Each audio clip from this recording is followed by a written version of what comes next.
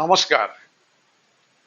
পরিবেশে যেমন একটি ছোট্ট বীজ উপযুক্ত জল, আলো, বাতাস ও মাটির সংস্পর্শে এসে অঙ্কুরিত হয় এবং কালক্রমে সেটি এক বিরাট মহিরুহে পরিণত হয়।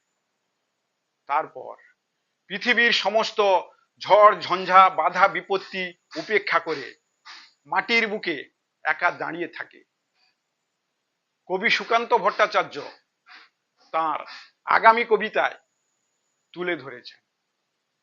আগামী কবি সুকান্ত ভট্টাচার্য, জড় নই, মৃতও নই, নই অন্ধকারের খনিজ, আমি তো জীবন্ত প্রাণ, আমি এক অঙ্কুরিত বীজ, মাটিতে লালিত, ভীরু, তবু আজ আকাশের ডাকে মেলেছি সন্নিগ্ধ চোখ, স্বপ্ন ঘিরে রয়েছে আমাকে।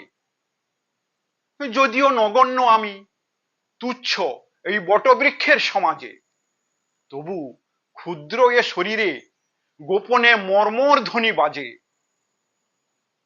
বিদীর্ণ করেছি মাটি, দেখেছি আলোর আনাগোনা, শিকড়ে আমার তাই অরণ্যের বিশাল চেতনা।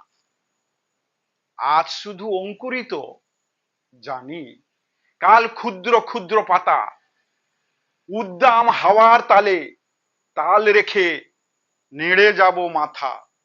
তারপর দৃপ্ত শাখা মেলে দেব সবার সম্মুখে, ফোটাবো বিস্মিত ফুল প্রতিবেশী গাছেদের মুখে। সংহত কঠিন ঝড়ে দৃঢ় প্রাণ প্রত্যেক শিকড়, শাখায় শাখায় বাধা প্রত্যাহত হবে জানি ঝড়। অঙ্কুরিত বন্ধু যত মাথা তুলে আমারই আহ্বানে, জানি তারা মুখরিত হবে নব অরণ্যের গানে। আগামী বসন্তে যেন মিশে যাব বৃহতের দলে, জয়ধ্বনি কিশলয়ে সম্বর্ধনা জানাবে সকলে।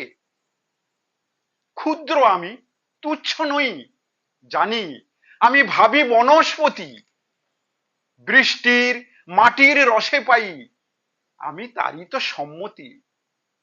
সেদিন ছায়ায় এসো, হানো যদি কঠিন কুঠার, তবুও তোমায় আমি হাত ছানি দেব বারে বারে।